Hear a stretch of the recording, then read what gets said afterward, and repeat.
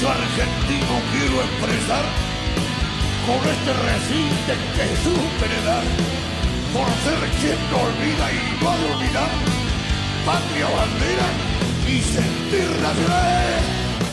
Cumpliendo un sueño de niño estoy, cantando el nombre de Juan Perón, pues de mi tierra fue benefactor y no seré yo quien lo olvide, no. Bueno, una nueva emisión de Renacimiento Nacional. Tengo una pregunta que hace un compañero de la provincia de Chubut, que se llama José Carlos, ¿no?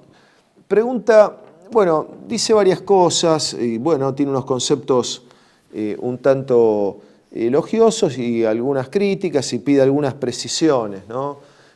Sobre todo pregunta por alguna gente que, concretamente, por la opinión que nosotros tenemos sobre gente que propone alianzas con Estados Unidos, con Israel y demás. Bueno, naturalmente que tenemos nosotros una opinión negativa de eso. Para nosotros hay que unir América y el camino de la República Argentina pasa por los BRICS. No significa esto que los BRICS sean la panacea, Brasil, Rusia, India, China, Sudáfrica, etc.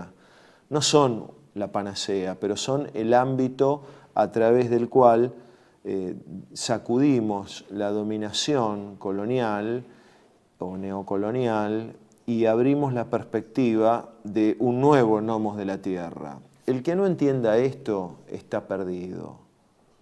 Eso en primer lugar, ¿no? Luego nos preguntan por la cuestión electoral. Insistimos, el que quiera presentarse a elecciones, bueno, que lo haga, eso va de suyo. Pero a nuestro criterio primero hay una tarea de clarificación. Como decía el general Perón, las revoluciones tienen 4 etapas, ¿no? Una etapa doctrinaria, una etapa de toma del poder, una etapa dogmática y una etapa institucional.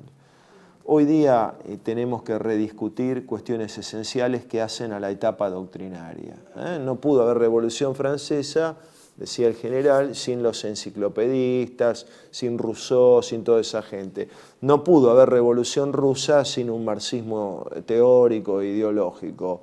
Para retomar el camino de nuestra Revolución Nacional Justicialista, no solo tenemos que recurrir a los viejos textos, sino que tenemos que comprenderlos como fueron comprendidos en su momento, no solo como enunciación de fines y de objetivos, sino también de problemas, porque uno dice soberanía política, independencia económica y justicia social, y eso abre un campo de problemas. No es solamente una enunciación voluntarista, ¿no? Y nosotros de algún modo consideramos que la fase más importante del desarrollo del pensamiento político y operativo en nuestra América, en nuestra Iberoamérica, se dio con el denominado populismo de los años 40 y 50. Por supuesto, a nuestro criterio, la expresión más alta fue el general Perón, pero hubo otras expresiones. Getúlio Vargas, por ejemplo, en Brasil,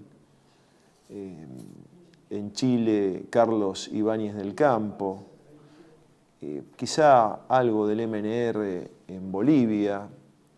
Bueno, antes, en los años 40, Radepa, Razón de Patria, ¿no? De Gualberto Villarruel, el presidente colgado, un libro famoso del gran escritor boliviano Augusto Céspedes. Gualberto Villarruel convocó al primer Congreso de Pueblos Indígenas de Bolivia. Él no quería separar Bolivia en 20 naciones ni nada de eso. Lo convocó con sinceridad para que sean parte de la polis, por así decirlo. Y lo colgaron, unos y otros. Entonces nosotros abrevamos en ese verdadero nacionalismo popular, por llamarlo de un modo, ¿no? en ese pensamiento popular, en esas prácticas, porque no es que pensamos, creemos, no, sabemos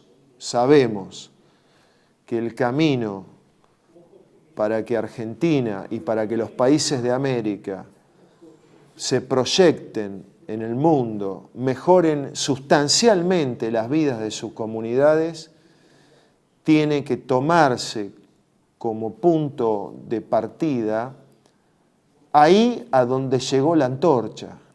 Y la antorcha de la guerra de la independencia llegó en su nivel más alto en esos grandes movimientos y en esos grandes pensadores orgánicos de los años 40 y de los años 50. Para la Argentina, naturalmente, el general Perón y Eva Perón, pero para toda América, como he nombrado, estas figuras son absolutamente esenciales, ¿no? Como en Colombia, Eliezer Gaitán también, que fue asesinado. Esa es nuestra línea. Nosotros no somos de izquierda ni somos de derecha. Tenemos fines, grandeza de la patria, felicidad del pueblo, justicia social, y tenemos en el medio un largo camino por desarrollar en función de esa lucha, que es la lucha del pueblo y que es la lucha de la patria. Muchas gracias. Y no seré yo quien lo olvide, no. Bueno, una nueva emisión del programa Renacimiento Nacional. Hoy, bueno, como siempre, tenemos un invitado muy especial. Todos nuestros invitados lo son. Hoy nuestro invitado es chileno, se encuentra en Chile y la entrevista va a ser por Zoom. Es Carlos Videla. Carlos Videla es un autor prolífico, ha escrito una cantidad muy importante de libros, La agonía de Polemos, yo tengo aquí, El funcionalismo de Guillermo Izquierdo Araya, Rebelión en la Patria Grande. Bueno, hoy día está escribiendo por publicar en breve un libro crítico sobre la globalización. Debo decir que él es fundador y director de contenidos culturales de la editorial Ignacio Carrera Pinto, que ha tenido bueno, la generosidad de editar mis libros sobre Clausewitz y radiografía política, y que edita a muchos autores muy importantes como bueno, Alain de Benoit, Dugin y muchos otros, de los cuales ahora me estoy olvidando. Desde ya es un honor estar con Carlos Videla. Un gusto, Videla, saludarte. Hola Pablo, no, el gusto es mío, muchas gracias, Carlos también. Bueno, Así que aquí disponible para lo que gusten. bueno, vos en el libro Rebelión en la Patria Grande, ¿no? Y lo voy a mostrar el libro, pusiste en la tapa al general Perón Sí. y desarrollaste una cosa muy importante, a la que te pido que comentes, que es el nacionalpopulismo, bueno, llamado así, en Iberoamérica 1924-1955, coincide con la caída del general Perón, del gobierno, Claro. el derrocamiento. Claro. Y ahí encontrás, en ese pensamiento nacional, popular, comunitario, revolucionario, genuino, encontrás muchas cosas que te parecen importantes para nuestra Iberoamérica, para nuestra América. Sí. Quisiera preguntarte sobre eso y que vos nos digas al respecto. Sí, claro. Bueno, mira, ese libro tiene tuvo su origen en conversaciones con Juan Pablo Vitali, la verdad. Así comenzó la idea de escribir ese libro. Él me comentaba a través de distintos personajes en la historia de nuestro continente que tenían una visión más o menos común. Me hablaba el doctor Francia y autores, o sea, y personajes que yo, la verdad, no conocía.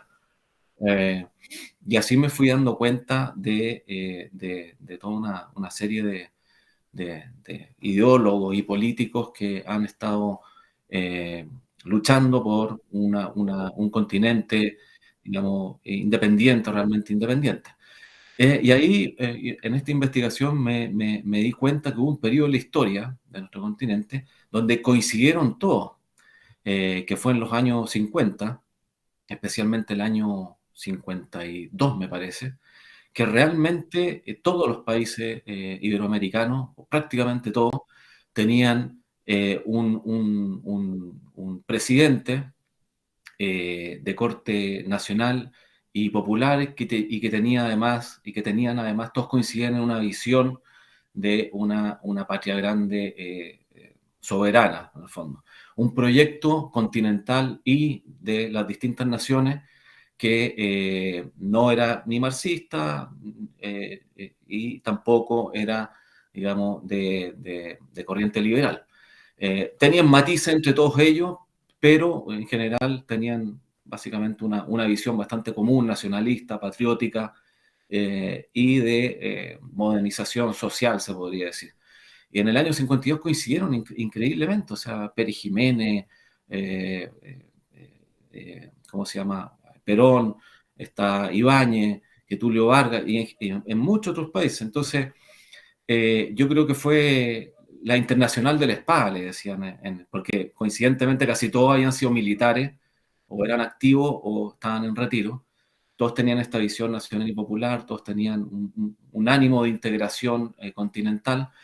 Así que fue, yo creo, la última gran oportunidad que tuvimos de haber generado un proyecto geopolítico y nacional en el continente. Ya después de eso vienen una serie de golpes de Estado bastante sospechosos de cuáles son los orígenes y se va perdiendo eso, porque ya después lo que hubo, los gobiernos militares de los años 70 es otra cosa, es otra corriente política, no tiene relación con lo que se dio en esta que yo llamo la rebelión de la patria grande.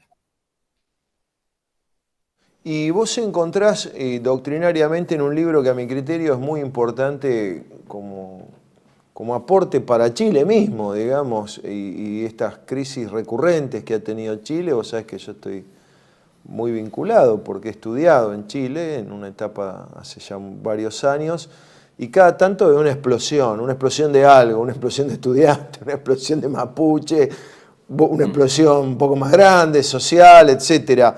Pero en el pensamiento de Guillermo, en tu libro, El funcionalismo de Guillermo Izquierdo Araya, creo que es un libro, lo muestro, es un libro importante para los chilenos, porque hay, bueno, no voy a decir soluciones mecánicas, ¿no?, a problemas actuales, pero hay un estilo, un modo de pensamiento que es también un modo de desarrollo práctico que puede contribuir y enriquecer el debate político y las decisiones políticas. ¿Cuál es, a tu criterio, la actualidad de este pensamiento, sus perspectivas, sus posibilidades? Sí, mira, el libro de Izquierdo Araya yo lo hice justamente, también tiene, todos los libros que hago surgen de una inquietud del momento. Y como estábamos nosotros en todo este proceso constitucional fallido, eh, me di cuenta de que ni uno de los dos, digamos, propuestas constitucionales, una muy de izquierda progresista, otra muy de derecha liberal, se salían de los marcos de lo que, en el fondo, de lo que es la teoría constitucional y política en general liberal y tradicional de Occidente, del demoliberalismo, digamos. Entonces, ahí encontré necesario, tanto para un sector de campo nacional, como también a nivel de todo el país, estudiar opciones distintas, ¿te fijas? A lo corriente. Y ahí rescaté la labor de Guillermo Izquierdo Araya, que es un pensador nacionalista que la verdad no es muy conocido para la importancia que tuvo en su época.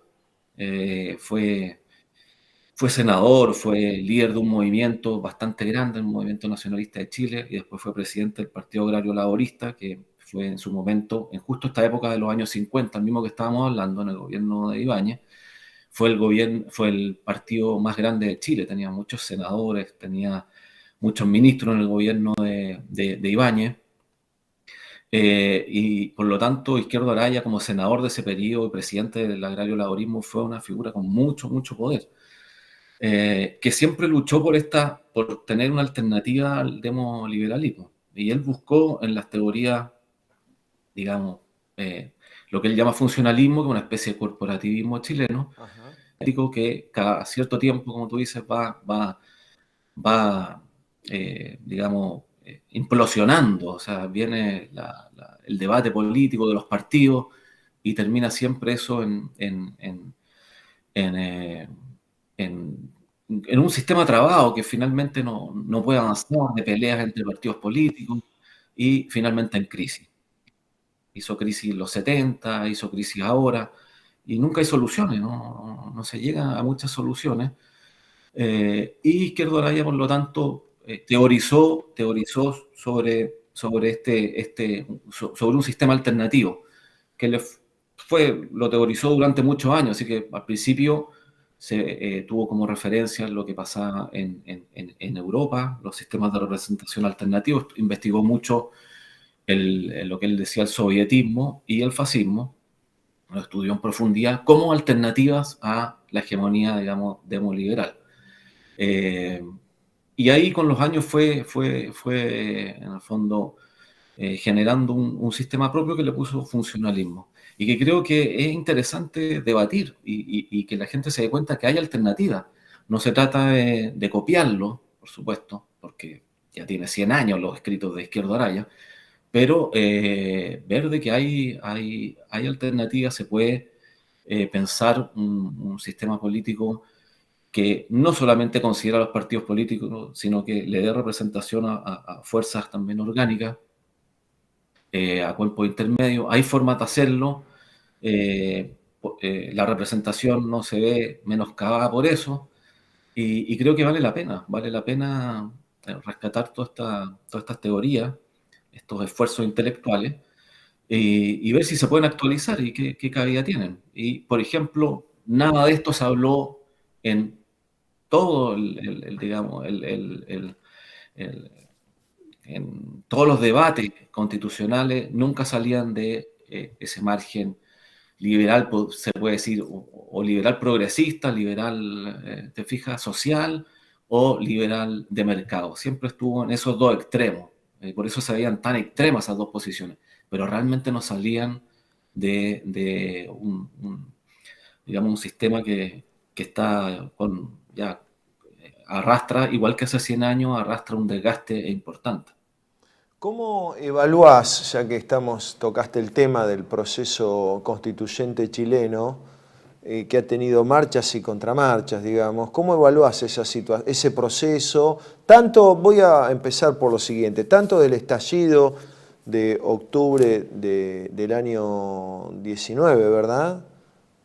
Eh, como su continuidad en proceso constituyente. ¿Qué caracterización, qué evaluación haces al respecto? Mira, la verdad que todavía no llego a una conclusión muy clara al respecto, porque ha sido muy confuso, la verdad.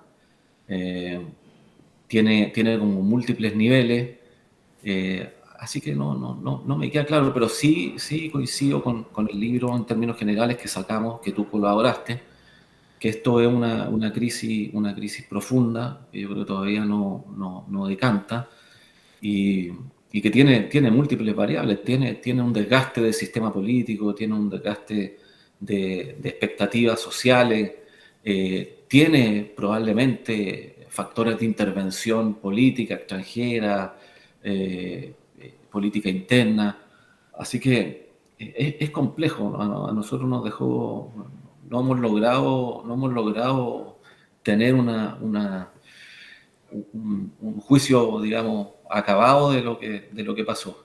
Y la verdad que yo no he querido meterme 100% a tener una opinión completamente clara de ese tema. Así que coincido con las perspectivas que hubo en el libro Crisis Institucional Chilena, donde tú colaboraste. Creo que ahí se tocan varios aspectos importantes que hay que considerar para un tiempo ya próximo, quizás, dar un balance final de todo eso.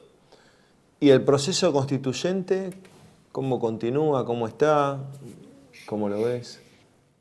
Yo creo que estaba muerto, que ya no hay fuerzas, ganas, a nadie le interesa. Ahora estamos en una crisis, se puede decir, de seguridad muy importante, que, ha trasladado, digamos, la urgencia a eso. Nos tomó muy por sorpresa, ha sido explosivo realmente eh, este tema de la cantidad de muertes y de luchas entre bandas que ya se ven. Este mes, en agosto, hubo 30 asesinatos entre bandas en Santiago, una cosa inédita.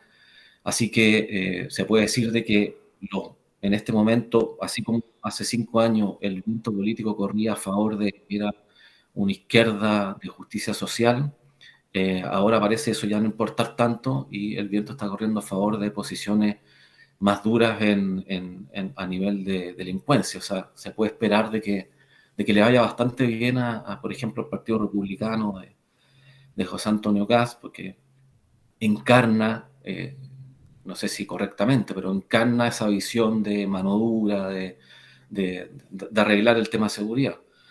Así que, no, temas constitucionales yo no los veo que vayan a estar de nuevo en la prioridad política hasta un buen tiempo más. Correcto. Ahora, Carlos, vos has sido fundador y sos director de contenidos de la editorial Ignacio Carrera Pinto, que es una editorial muy importante en cuanto a temas, autores, etcétera. ¿Eso interactúa con otros elementos? Pienso, por ejemplo, históricamente, vamos a decir, el Partido Comunista y el Partido Socialista de Chile fueron muy fuertes en la política y en la cultura. No tiene nada que ver con el Partido Comunista y Socialista Argentino, que fueron barridos en los tiempos ya del peronismo, desapareció, digamos, no es que fueron barridos porque fueron aniquilados, es decir, fueron vaciados de contenidos prácticamente, ¿no?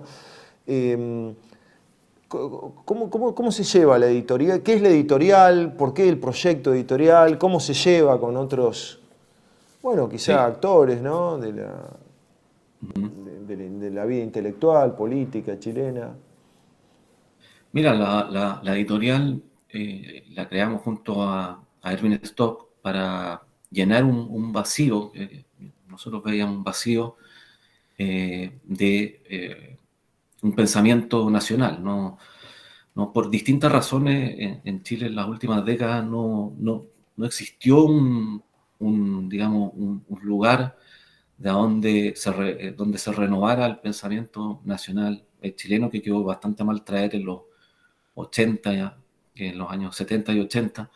Muchos nacionalistas apoyaron el gobierno militar en una primera instancia y trataron de hegemonizar ahí digamos, el programa político, pero fueron desplazados y de alguna forma también fueron bastante neutralizados. No hubo mayores instancias en esos años. Perdón. Entonces, no hubo pensamiento de ese tipo, digamos, de un pensamiento nacional como había sido en las décadas anteriores, con muchas revistas, muchos autores, como que se fueron a los cuarteles de invierno todos los viejos próceres. Trataron de no interferir al principio por respeto, para ver qué pasaba, después se fueron defraudando y quedó en nada. Y la verdad que cuando en los años 90, por ejemplo, no habían referencias, había muy poco. Estaba, por ejemplo, la Ciudad de los Césares, pero que buscaba, era un pensamiento muy de vanguardia, y aparte que salía 2 o 3 veces al año. Entonces, pensamos que había un vacío de rescatar las antiguas figuras, de rescatar, digamos, el pensamiento nacional, que hay que enmarcarlo en los nuevos tiempos. Ahora estamos en un desafío que tiene que ver con esta clivaje entre globalista y soberanista. Eso es real, eso ha modificado en muchos sentidos el pensamiento nacionalista o el campo nacional de décadas anteriores, porque el contexto histórico igual lo iba moldeando. O sea, la Guerra Fría efectivamente de alguna manera moldeó lo que era el nacionalismo chileno, hizo que, no sé, ciertas corrientes se pusieran antisoviéticas. Bueno, o muy anticomunistas, en fin. Y la dicotomía actual también. Entonces, la editorial no solamente quería hacer un rescate del pensamiento nacional, sino que también entregar ciertos insumos para poder actualizarlo según los tiempos que estamos viviendo. De ahí la importancia, por ejemplo, de editar a Landenois o a Dugin o a Fusaro, que son autores que están analizando los tiempos que corren, ¿te fijas? Y eso entroncarlo con, por ejemplo, Rescate de Guillermo Izquierdo Araya o otros que pretendemos hacer. No es fácil la labor editorial, eh, se requiere muchas manos, hay que transcribir texto, hay que traducirlo. Ni siquiera es fácil conseguir los derechos en Chile. A nosotros nos gustaría editar un montón de autores chilenos, rescatarlos, pero muchas veces nos topamos con problemas, incluso como a quién le pedimos los derechos, ¿te fijas? Para poder Nicolás hacerlo. Palacios, por ejemplo, o Claro, claro. No, Nicolás Palacio está con derechos caducados, eso se está. podría hacer, pero todos los que fueron más bien de los años 30, 40, 50, 60, no es fácil ubicar a los parientes, ver que te dejen, transcribir los textos, entonces es una labor bien, bien complicada. Hacemos lo que podemos, y ahí estamos, tratando de combinar pensamiento nacional con todo esto que te digo que es el pensamiento soberanista internacional, que ciertamente está cambiando digamos, los parámetros, porque ya, digamos, cualquier pensamiento nacional tiene que ponerse en el contexto de lo que está pasando en el mundo. A propósito de eso, Carlos, sé que estás escribiendo, trabajando sobre el tema de la globalización y sobre aspectos de la globalización que permanecen desconocidos u ocultos para el gran público, ¿verdad? Para el gran Sí. público y para otros públicos. ¿Qué nos podés decir de lo que encontraste? Que me pareció bien interesante en eso. Bueno, mira, lo primero a ver, lo primero que hay que decir de este tema, que ya terminé de hacer un texto que me salió bien largo, la verdad, porque hay mucha información, es que esta dicotomía entre globalista y soberanista es real. O sea, hay gente que la pone en duda, dicen que no es tan importante, hay sectores de izquierda que dicen que es una forma de tapar, digamos, los verdaderos conflictos de clase, o gente a la derecha que dice que tampoco es tal, que en verdad esto del globalismo es un nuevo marxismo y nada más, pero la verdad es que es un conflicto real que está siendo estudiado por muchos politólogos, hay, te diría, miles de libros sobre el tema, no está en primera plana, pero no está para nada oculto. Hay un gran consenso de que esta dicotomía, este clivaje entre globalista y soberanista es real, es lo que se está hablando en todos los, digamos, en los organismos internacionales, en las academias, y tiene que ver con que la revolución de la globalización fue tan amplia y tan importante que, como todas las revoluciones políticas y sociales, especialmente la última, la anterior a esa, que fue la industrial, la revolución industrial y la gran era capitalista, generó una gran conmoción y generó ganadores y perdedores. Generó ganadores y perdedores que o se vieron beneficiados por la globalización o se vieron amenazados. Y eso tendió a generar agrupaciones políticas. Entonces, a la larga, la globalización como fenómeno no político, sino que como fenómeno, se puede decir, de las comunicaciones, de integración mundial, sí generó campos políticos. Eso es inevitable, eso es real. Y campos políticos entre gente que se ha sentido muy beneficiada y que quiere profundizar el proceso, y gente y países que se han sentido, digamos, dejados por los beneficios, y que también se empezaron a agrupar, y esas agrupaciones a ambos lados fueron creando un pensamiento que se puede llamar globalista y otro pensamiento que se puede llamar soberanista, que no es no son producto de un gran libro, un gran teórico. Esto es una cosa que está siendo llevada a cabo por muchas personas. Y en el Ahora, Carlos, disculpa que te interrumpa, pero la globalización como fenómeno, ¿no? Tiene ciertos mecanismos a través de los cuales, por ejemplo, normas ISO, todo este tipo de cosas, sí. que parecen como si estuvieran caídos del cielo, pero en rigor los mantiene alguien, ¿no? Y benefician algunos intereses y perjudican a otros, ¿o no? Pregunto. Claro, exactamente. O sea, yo haciendo esta investigación me di cuenta que acá hay un entramado que está bastante bien organizado. Si bien, a ver, te explico de otra forma para que se entienda mejor. El proceso de la globalización y en el fondo digamos, los sectores que se han sentido beneficiados han ido creando esta ideología del que se puede llamar globalismo. Esta ideología tiene dos áreas, digamos, una que viene del liberalismo de mercado, que pretende hacer una integración total de los mercados y que ahora último en los estudios académicos se llama globalismo de mercado. Por otro lado viene toda la parte liberal social, que los académicos lo han llamado globalismo de justicia. Justicia social, pero en inglés le dicen solamente globalismo de justicia. Y esos dos se terminaron sintetizando y fueron generando lo que se llama la gobernanza global. Sí. ¿Ya? La gobernanza global no es el gobierno mundial, que es un anhelo que todavía al cual no se ha podido llegar, y yo creo que ya no se llegó, porque la reacción, digamos, soberanista es muy grande, ya se llegó al conflicto abierto, entonces es muy difícil. Pero en un momento la idea era hacer un gobierno mundial para que administrara, digamos, la integración de los mercados, digamos, la síntesis en un solo sistema político que, bueno, todo esto tiene como te decía, un origen liberal, así que...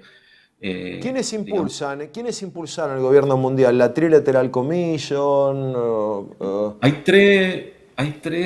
digamos, tres niveles para entender el globalismo y la gobernanza global, como se llama. En el primer nivel están más bien los países y las fuerzas estatales, atlantistas y angloliberales. Ellos son la primera, digamos, el primer frente, la primera gobernanza, como se le llama.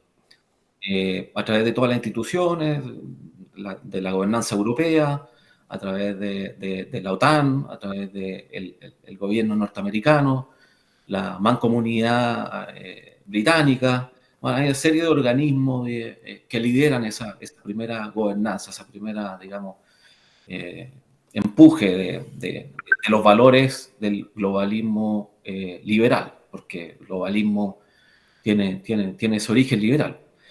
Después viene un segundo frente, que es lo que se llama el sistema ONU y el sistema Bretton Woods. Ahí son una serie de agencias y de organizaciones, también tienen el mismo, se puede decir, origen, o más que origen, sustento ideológico liberal, decía de síntesis del liberalismo de mercado y liberalismo social. Y ahí hay un entramado enorme. Bueno, y como tercer se podría decir, en el fondo, escalón de la gobernanza global, están los que se llaman los stakeholders, que son un término que se está ocupando mucho ahora en todos estos estudios de gobernanza global. Privada, básicamente. Es como el rol que cumplían antes las ONG, ahora les dicen stakeholders, porque ya no son tan sin fines de lucro, ahora hay bastantes organizaciones con fines, lo que algunos autores llaman, ayudan a pensar a la gobernanza, porque hay que entender de que la segunda gobernanza global, o sea, el sistema Bretton Woods y el sistema ONU, con todas sus agencias, actualmente funcionan de forma, o se fundaron con la idea que fueran instancias multilaterales, donde cada estado mandara su representante en un sistema internacional basado en reglas, ¿verdad? Entonces se mandaban a los representantes y ahí se generaban las políticas internacionales, se discutía, pero el globalismo o el sistema de gobernanza ha ido dejando de lado la participación gubernamental, ha dejado de lado la instancia multilateral y ha ido potenciando lo que son las partes como más ejecutivas de todos estos órganos. O sea, el Consejo Ejecutivo, ¿te fijas? Y dejando de lado la participación de los estados. Entonces, ¿cómo lo reemplazaron? Con estos stakeholders. Son los stakeholders los que van diseñando las políticas globales, los que van diciendo, mira, no sé, hay que hacer un pacto global, acá está el borrador de la ley internacional, le llega a una agencia, por ejemplo, de la ONU, y ahí reúne a todos los representantes, pero ya con todo hecho, y les saca prácticamente la firma. Por ejemplo, con nombre y apellido, digamos, de organización, ¿cuáles serían estos stakeholders? Es que son miles. Algunos, las Soros, Bueno, por ejemplo. El más conocido y célebre y antiguo y que generó la matriz, el Consejo de Relaciones Internacionales. Ese es como... Pero ahora son muchos, son prácticamente desconocidos. Por ejemplo, la normativa ISO. Bueno, estas son una serie de organizaciones que son agencias, son centros de pensamiento, son empresas de normalización, de estandarización. Algunas son enormes, otras son simplemente personas que en el fondo hacen eso. O sea, estudian el impacto ambiental, los problemas ambientales, generan borradores que llegan a manos de la ONU, al sistema ONU, generan también los borradores de los acuerdos internacionales, son lo que le llaman policy makers, o sea, ya son los que ellos mismos hacen las leyes internacionales, o los borradores que después llegan a la ONU y con sello ONU se llevan a un consejo para que lo aprueben los países, porque todavía está, de todas maneras, todavía sigue como fachada esa instancia, ¿te fijas? Pero estos stakeholders hacen todo y después son los encargados de fiscalizar, de dar los sellos, de dar las certificaciones. Carlos, Bueno, vos sos un atento lector de Carl Schmitt y no se te escapa que esto que aparentemente es neutral, este tipo de administradores, de gestores de la globalización, en rigor tiene un sesgo político claro, marcado, o forma parte de un proyecto político no muy explicitado por ellos, sobre todo. ¿A quién benefician? ¿A quién perjudican? ¿Se puede decir con fundamento? Sí, o sea, como te digo, toda la gobernanza en sus tres etapas, en sus tres escalones, ya sea la de los países atlantistas, el sistema ONU, Bretton Woods y los stakeholders, todos obedecen y lo dicen muy abiertamente al proyecto liberal anglosajón, digamos, basado en los principios del individualismo, el universalismo, los derechos humanos vistos desde esa perspectiva, el libre mercado, integración de mercados globales, no hay ningún ocultamiento. Todos están muy alineados ideológicamente. Si bien es verdad que, por ejemplo, se podría decir, los globalistas, ya englobándolos a todos, que muchos de ellos a mucha honra se llaman globalistas y les da lo mismo, no es algo malo para ellos. En los detalles hay variaciones y todavía el proyecto no está del todo definido. Es decir, por ejemplo, mientras haya una integración global de los mercados y no hayan estados que de alguna manera impidan eso, y hay una gobernanza global económica o una gobernanza global financiera que pongan las reglas, a ellos no les importa si el sistema tiene, por ejemplo, más resguardos, más regulación o menos regulación. El tema principal no es ese. El tema principal, por ejemplo, después de la crisis del 2008, sí se generaron la gobernanza global, en su subgobernanza global financiera, sí generó bastantes organismos de control. O sea, esto no significa, te fijas, que sea necesariamente ultra desregulado. Lo que a ellos les importa es que, más que si hay más control o menos control, o el capitalismo más, digamos, salvaje o con rostro humano, lo que les importa es que sea global, que sea realmente global y que esté en manos de una gobernanza supraestatal. Mientras sea eso, hay variaciones. Carlos, esto que el general Perón llamaba la sinarquía, digamos, que no es una secta de gente con la cara tapada gobernando de una cueva, sino sin es decir, la confluencia de poderes que aparentemente están dispersos, confluyen, ¿no? En aquel entonces ya, y que vos estás haciendo una verdadera radiografía del tema. Tiene, bueno, por un lado el dominio sobre el mundo, ¿no? Y sobre los pueblos, pero por otro lado evidentemente tiene que tener enemigos, ¿no? Estados, además de los intelectuales y demás, Sí. estados, pueblos. ¿Quiénes serían los enemigos de esto? ¿A quiénes directamente esta gente trata de ahogar y reducir a sus límites, es decir, aniquilar? Bueno, efectivamente todos los que estén en contra de lo que se llama la gran sociedad, que es esta gran, digamos, sociedad mundial, aldea global, que no es cualquiera, porque, por ejemplo, el Islam también pretende una cosa así, ¿te fijas? Pero con otra ideología, con una cosa religiosa y política. Pero este proyecto liberal, globalista de la gran sociedad, todos los que se opongan son enemigos. Karl Popper lo dice muy bien. Todos los que se opongan son enemigos. Enemigos pueden ser países, partidos políticos, movimientos, intelectuales.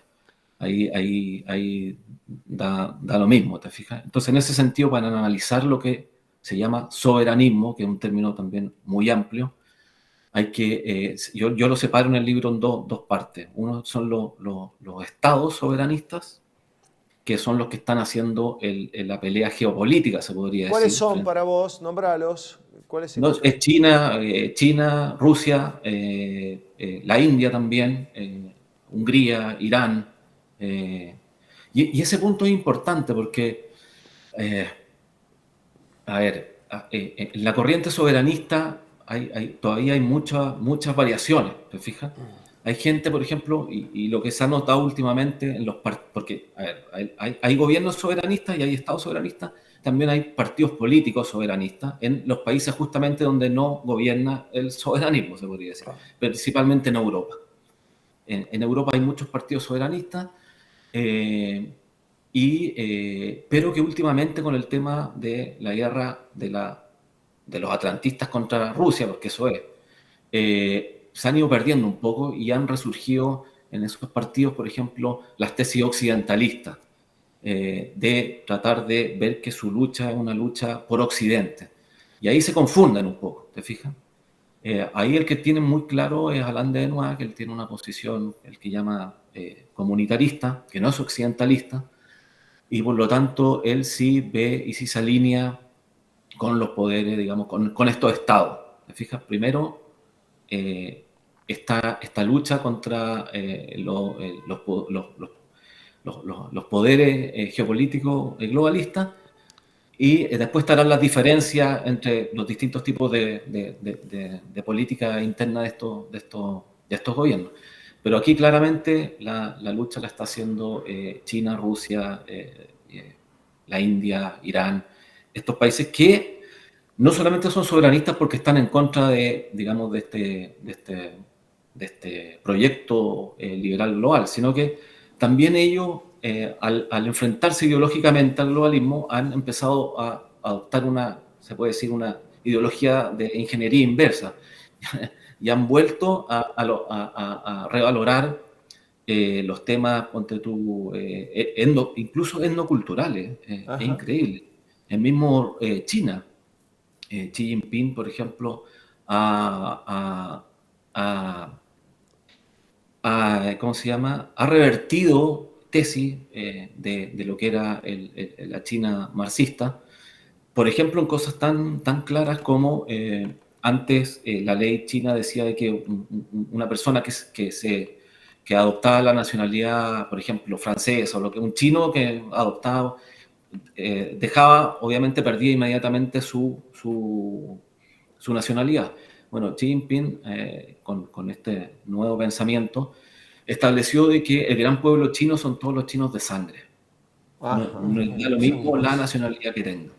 Son todos los chinos de sangre y que por y es increíble, o sea, ha llegado a hablar cosas que bastante inverosímiles para lo que puede ser un pensamiento marxista. O Sí, sea, digamos, más bien de la tradición nacionalsocialista claro, que de la claro, o sea, tradición marxista. depende Sí, que sí. digamos, por la sangre, así dice, por la sangre china corre, digamos, la misión heroica, la misión, un montón de cosas que se podría decir poco racionales para, Sí, sí, sí, sí. ¿te fijas? Y lo mismo ha pasado en otros países, en Rusia.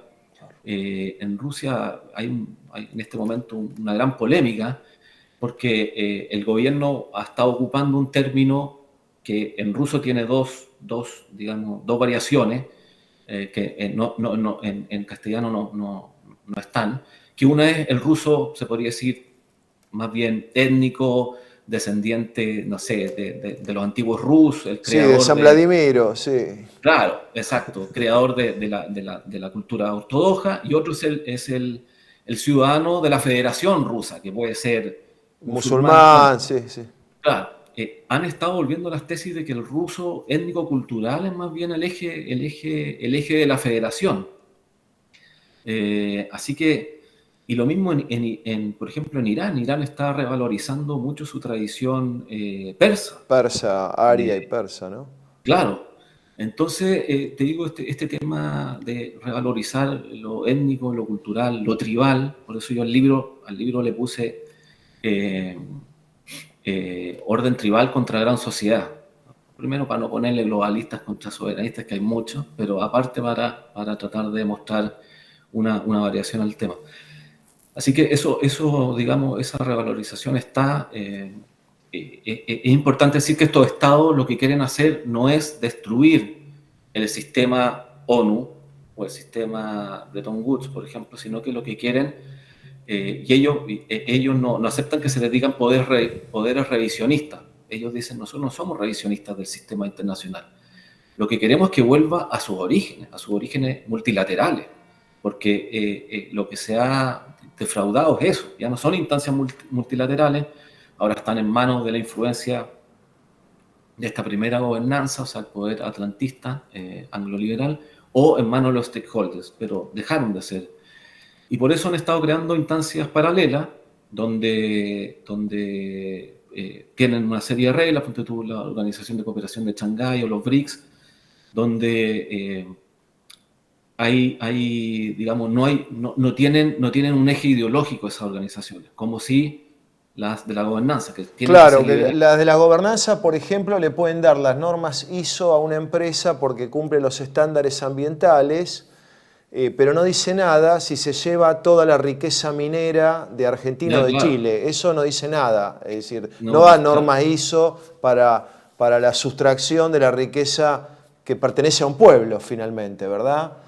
claro, no. Estamos con Carlos Videla Briones y aquí me piden que hagamos un corte técnico de mitad de programa.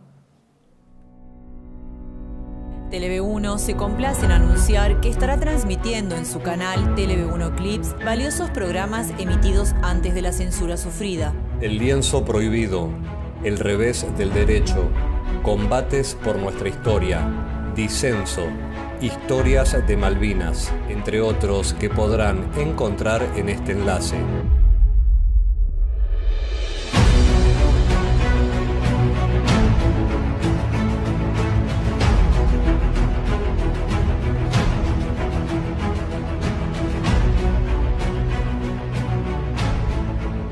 Agradecemos su aprovechamiento y difusión.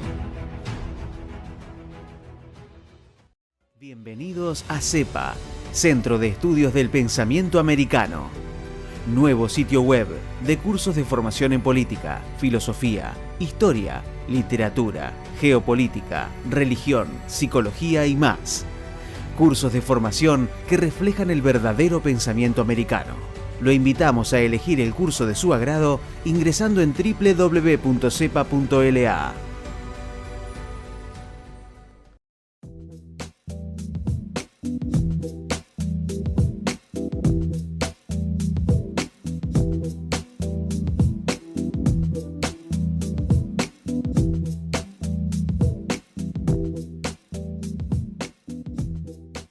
Decir siempre la verdad primero tiene un precio. Dependemos de tu ayuda.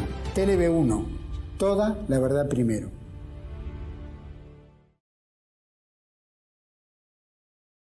Carlos, te iba a preguntar si en el estudio que estás haciendo en tu libro tomaste en cuenta el componente científico-tecnológico, cómo impacta en toda esta reformulación de conceptos, de pautas culturales, sobre todo que se modifican no solamente a nivel cultural general, digamos, sino hasta individual por las redes sociales y todas esas cuestiones. Sí, en fondo el tema tecnológico es muy importante, pero no es tan controlado como uno piensa. A ver, la gobernanza global ha generado una serie de subgobernanzas: la gobernanza global sanitaria, la gobernanza global medioambiental, la gobernanza global financiera y la gobernanza global tecnológica también. Se empezó a desarrollar el fenómeno tecnológico, el fenómeno de las redes sociales, y inmediatamente la gobernanza que hace trata de generar una gobernanza del área, es decir, quitarle la administración de esto a los distintos países y empieza a generar normas globales al respecto. ¿Te fijas? Que van obligando a que, no sé, la inteligencia artificial no pueda dar ciertas respuestas, que toda la respuesta de toda esta o lo que se habla en las redes sociales esté de acuerdo a las normas y principios liberales de la gobernanza, ¿te fijas? A eso se dedica esta subgobernanza y en general la gobernanza global general, ¿te fijas? Ese es su principal objetivo. Cuando se da un fenómeno, inmediatamente agarrarlo y generarle una gobernanza global, que la norme, que diga que está bien y que está mal, y que controle a través de certificación. Ahí volvemos a las tres, te fijas, a las tres etapas. Al tiro le aplica normativa, al tiro le aplica estandarización, al tiro le aplica ISO o qué sé yo, o certificados que permitan. Claro, funcionan hasta como mecanismos de censura o de lo que hoy se conoce como cancelación, claro, ¿no? Sobre todo de las opiniones religiosas, por así decirte, en un caso concreto específico. Por supuesto, todo lo que esté fuera de la ideología, porque el globalismo es la ideología de la globalización. Todo lo que esté fuera de eso, claramente es censurado o ¿cómo se llama? O le quitan todo el respaldo, no permiten que se desarrolle. Lo mismo con la gobernanza global, que se genera todo este entramado, se generan todas estas normas internacionales que van, digamos, obligando al actuar de los países en una sola ruta. Así que ese es el principal objetivo de la gobernanza, generar gobernanza global. ¿Te fijas? Si es que yo no me meto en el libro, si es que la gobernanza global sanitaria quiere introducir un chip, o si es bueno o es mal, no tengo idea, eso es muy difícil de saber. O si la gobernanza económica quiere dejar a todos pobres, o si el gran reseteo no sé qué. Lo único que está muy claro es que quieren generar una gobernanza global. Mientras el poder esté en estas instituciones globales, por sobre los estados, hay matices. Pero lo importante es eso, controlar a nivel global. No sacar todo esto de las instancias multilaterales y que estén en la instancia ejecutiva de un poder, de un suprapoder, que todavía, como te decía al principio, no es un gobierno mundial. Si bien hay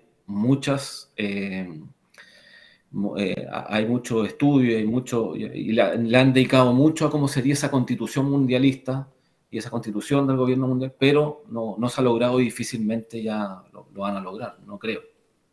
Comprendo. Ahora, eso no le quita importancia y peso a la gobernanza como está estructurada hoy en día, que es un poco más caótica, pero tiene su lógica. Carlos, vos que estás analizando día a día la situación internacional, y bueno, no es ningún secreto que próximamente va a haber elecciones en los Estados Unidos y se enfrentan Trump con Kamala Harris, ¿no? Dicho sea de paso, quiero decir una cosita.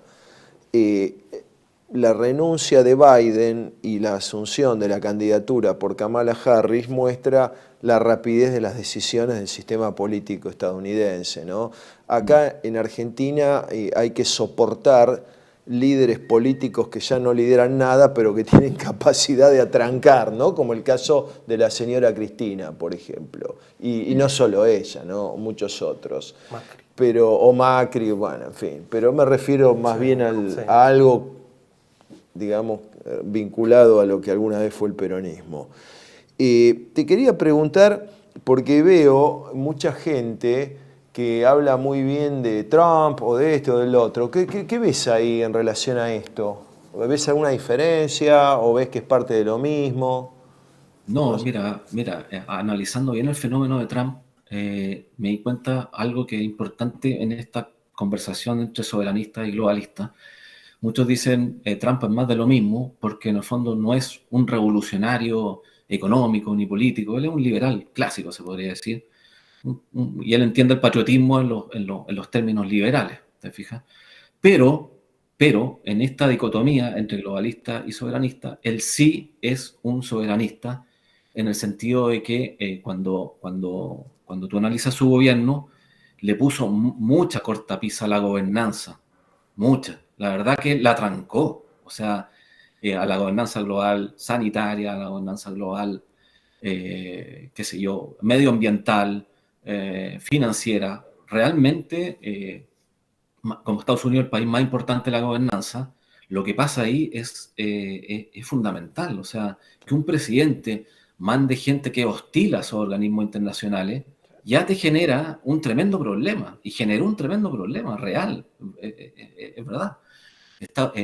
Incluso Trump hizo cosas muy poco conocidas, porque tú cambió la doctrina de seguridad nacional de Paul Wolfowitz, le cambió palabras que no son inocuas, o sea, él le quitó todas las palabras donde salía en la doctrina de seguridad nacional norteamericana, tenía que, no sé, tener una actitud activa y para promover los valores norteamericanos. Trump se la cambió, ponte tú, a algo bastante más suave, ¿te fijáis? A promover, pero no a imponer, y cosas así. Entonces, lo de Trump se ve poco, y te vuelvo a insistir, él no es un revolucionario económico, un revolucionario social, pero sí le puso bastante traba a la gobernanza, y para ello eso fue terrible, y es una pesadilla que vuelva a gobernar.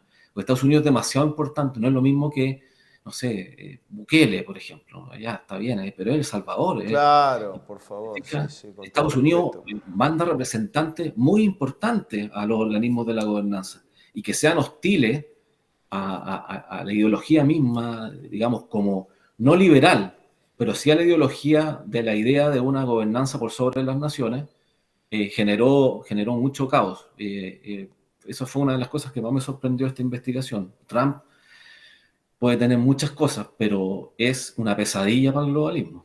Muy bien, muy bien. Bueno, ya en el tramo final del programa, nuestro tiempo es limitado como todo tiempo.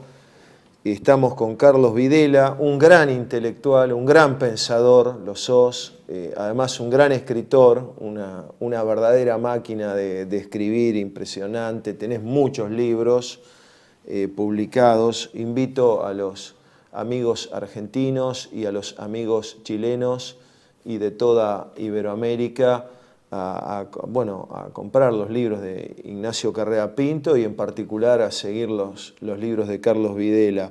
Carlos, te voy a hacer una pregunta sobre vos, sobre tu autobiografía intelectual, digamos. Sos un gran intelectual, lamentablemente, por distintos motivos. No sé si lamentablemente, pero no sos un hombre de la academia, y eso también es una ventaja, en parte porque la academia mucha está encuadrada en esta gobernanza global, y entonces te da libertad de pensamiento. Pero bueno, ¿cuál sería tu autobiografía intelectual? ¿Tus fuentes, tu trayectoria? Yo algo sé porque te he leído algunos de los 10 o 15 libros que tengo, ¿no? Tuyos. Bueno, la verdad que, como tú dices, yo no soy de la academia, entonces me puse a escribir de alguna manera, para llenar ese vacío que te decía que consideramos con la misma editorial. Las cosas que escribo son las que a mí me interesan y que busqué respuestas y no las encontraba, entonces dije, ya, voy a tener que analizar este tema. Y así he generado estos 10 libros, que son, cada uno me toma como un año, sobre temas que creo necesarios, y lo hago de forma bastante autodidacta. Hoy en día lo bueno es que Internet te permite acceder a un montón de material, no está todo publicado, y de dónde se podría decir qué base lógica o intelectuales.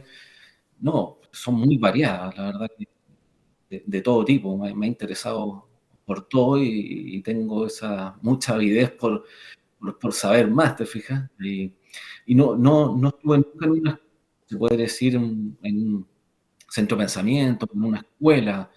No, me ha tocado conocer a distintas personas, todos han influido, pero por lo mismo que te contaba antes, que en Chile en los 90, que es en el fondo el periodo de formación mío, yo nací en 74, entonces en los 90 fue el periodo más de formación y de ganas de ir generando una línea ideológica de pensamiento propia. Te fijas, del momento en que empecé a tratar de responder qué pensamiento político, qué pensamiento intelectual era el que me era más afín. No había nada, no había un lugar donde ir, no había escuelas de formación, no había escuelas de cuadro de ningún tipo, absolutamente nada. Así que algo puede tener de eso en, por ejemplo, ambientes relativos a la ciudad de los Césares, a los encuentros de la ciudad de los Césares, al ambiente que había en la casa de Miguel Serrano, que lo conocí, y que era muy interesante. Llegaba mucha gente, era mucha conversación, pero no había, se puede decir, una estructura de pensamiento, ni mucho menos. Era algo bastante más libre, habían inquietudes. En la casa de Miguel Serrano, por ejemplo, a pesar de, digamos, lo que él escribió, era un lugar que llegaba de todo, o sea, de poetas, izquierda, derecha, ex diplomático. Sí. La casa de Valparaíso, decís vos. Sí, claro. También y la de Santiago también. Peronistas argentinos como yo, tenía unos perros enormes, pero fui muy bien atendido por el poeta, ¿no? Bueno, Carlos, muchísimas gracias. Para nosotros ha sido un honor contar con, como invitado del programa a Carlos Videla Briones, un intelectual de primerísimo nivel, un gran escritor, fundador y director de contenidos de la gran editorial chilena Ignacio Carrera Pinto. Desde ya, un fuerte abrazo, Carlos, y un abrazo a todos los amigos y camaradas de Chile. Igual por allá, Carlos y Pablo, muchas gracias. Un placer conversar con ustedes. Gracias. Un fuerte abrazo. No quiero expresar con este resiste que supe heredar, por ser quien no olvida y no ha de olvidar, patria, bandera y sentir nacional.